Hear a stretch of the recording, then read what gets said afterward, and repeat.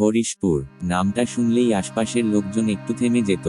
কেউ জিজ্ঞেস করলে বলে দিত গ্রামটা খুব সুন্দর, কিন্তু সেই সুন্দর শব্দটার ভেতর কোথাও যেন একটা চাপা ভয় লুকিয়ে থাকত।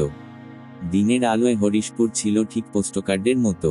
সবুজ ধানক্ষেত, মাঝখান দিয়ে বয়ে যাওয়া সরু নদী, তাল আর শিমুল গাছের সারি, আর দূরে দেখা যেত লাল টালির ছাদওয়ালা কিছু পুরনো বাড়ি।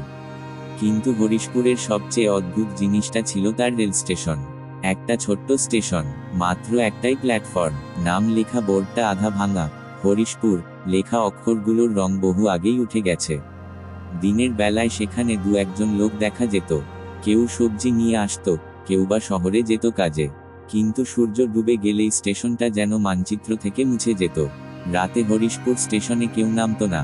ট্রেন থামতো ঠিকই, হুইসেল দিত, দরজা খুলতো, কিন্তু যাত্রীরা জানতো এই স্টেশনে নামা মানে বিপদ ডেকে আনা। কন্ডাক্টররা পর্যন্ত রাতের বেলা ঘোষণা করত না স্টেশনের নাম, শুধু ট্রেনটা একটু থেমে আবার চলতে শুরু করত, যেন এখানে থামাটাই তার ভুল। কেন এমন ছিল সেটা কেউ মুখে বলতো না, শুধু একটা কথাই শোনা যেত, রাতে হরিশপুরে কেউ নামে না। কিন্তু সেই কথাটা জানতেন না অরুণাভ সেন। অরুণাভ কলকাতার মানুষ, পেশায় স্কুল মাস্টার, ইতিহাস পড়াতেন, বয়স 30-এর কাছাকাছি, শান্ত স্বভাবের মানুষ, যুক্তিতে বিশ্বাস করতেন, ভূত প্রেত এসবকে তিনি হাস্যকর মনে করতেন। তার বদলি হয়েছিল হরিশপুর হাই স্কুলে। সরকারি আদেশ, না করার কোনো উপায় নেই। কলকাতার সহকর্মীরা শুনে একটু অদ্ভুতভাবে তাকিয়েছিল। হরিশপুর, ওখানে? অরুণাভ হেসে বলেছিলেন, গ্রামই তো, শান্ত জায়গা, পড়াশোনার জন্য ভালো। কেউ কিছু বলেনি, শুধু একজন প্রবীণ শিক্ষক চুপচাপ বলেছিলেন, রাতে ট্রেন থেকে নামবেন না স্যার। অরুণাভ সেটা মজা হিসেবেই নিয়েছিলেন। সেই দিন সকালে তিনি শিয়ালদহ থেকে ট্রেন ধরেছিলেন। ভেবেছিলেন বিকেলের মধ্যেই পৌঁছে যাবেন, কিন্তু ট্রেন দেরি করল, কোথাও সিগন্যাল সমস্যা, কোথাও লাইনে কাজ। সন্ধ্যা নামতে নামতে ট্রেন তখনও চলছিল।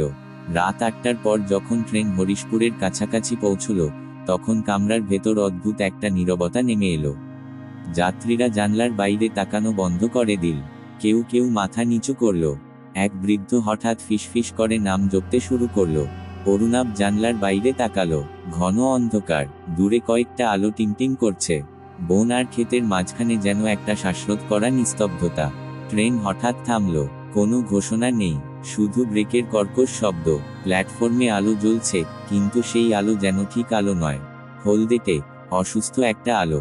স্টেশনটা প্রায় ফাঁকা, কোনো চাওয়ালা নেই, কোনো কুলি নেই, কোনো স্টেশন মাস্টারও দেখা যাচ্ছে না। অরুণাভ উঠে দাঁড়ালেন, তার নামানোর কথা এখানেই। হঠাৎ পেছনে থেকে এক যুবক তার হাত চেপে ধরল। নামবেন না দাদা, দয়া করে নামবেন না। অরুণাভ বিরক্ত হলেন, কেন? এটাই তো আমার স্টেশন। যুবকের চোখ দুটো ভয়ে বড় হয়ে আছে। রাতে নামা ঠিক না, ট্রেন ছাড়ুক, আপনি পরের স্টেশনে নেমে যান। অরুণাভ হাত ছাড়িয়ে বললেন, কুসংস্কার বিশ্বাস করি না। তিনি ব্যাগ নামালেন, ট্রেনের দরজা দিয়ে পা রাখলেন প্ল্যাটফর্মে। ঠিক তখনই ট্রেনের দরজা বন্ধ হয়ে গেল। হুইসেল বাজল, ট্রেন ছুটে চলে গেল। অরুণাভ একা। স্টেশনের নিস্তব্ধতা তখন আর স্বাভাবিক লাগছিল না। বাতাস নেই, ঝিঝি পোকার শব্দ নেই, এমনকি নিজের পায়ের শব্দও যেন ঠিকমতো শোনা যাচ্ছে না। তিনি হাঁটতে শুরু করলেন।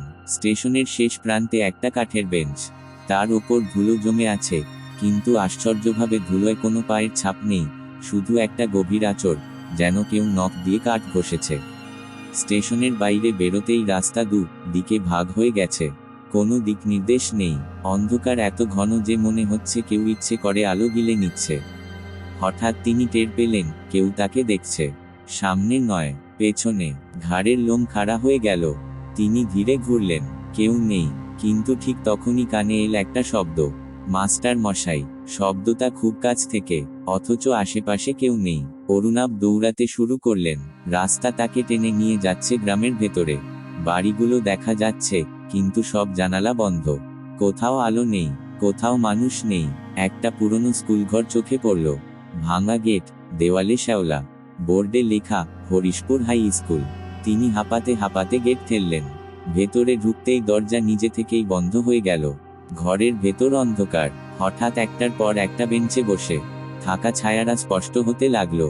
স্কুলের ইউনিফর্ম পরা বাচ্চারা মাথা নিচু করে বসে আছে। বোর্ডের সামনে একজন দাঁড়িয়ে, সাদা ধুতি, ধূসর মুখ, চোখ দুটো গর্তের মতো। সে ধীরে ঘুরে তাকালো। আপনি দেরি করে ফেলেছেন, মাস্টার মশাই। ক্লাস শুরু হয়ে গেছে। অরুণাভ কথা বলতে পারলেন না। তার পা জমে গেছে। লোকটা হাসল। হাসির সঙ্গে সঙ্গে বাচ্চাদের মাথা একসাথে উঠল। সব চোখ একসাথে অরুণাভের দিকে তাকালো। চোখ নয়, কালো ফাঁকা গর্ত। চারদিক থেকে ফিসফিস শব্দ উঠল। আর কেউ রাতে নামে না, আর কেউ রাতে নামে না। পরদিন সকালে গ্রামের লোকজন স্টেশনে জড়ো হয়েছিল। ট্রেন থেমেছিল। প্ল্যাটফর্মে পড়েছিল একটা ব্যাগ। তার ভেতরে কিছু বই, একটা বদলির অর্ডার, আর একটি নাম লেখা diary. Arunabha Sen. Station master বোর্ডে নতুন করে লিখে দিল, রাতে হরিশপুর স্টেশনে ট্রেন থেকে নামা নিষেধ। আর সেই রাতের পর থেকে কেউ কেউ বলে, রাত গভীর হলে হরিশপুর স্কুল থেকে এখনো ভেসে আসে বোর্ডে চক ঘষার শব্দ। আর এক ফিসফিস আওয়াজ, মাস্টার মশাই, ক্লাস শুরু হয়ে গেছে।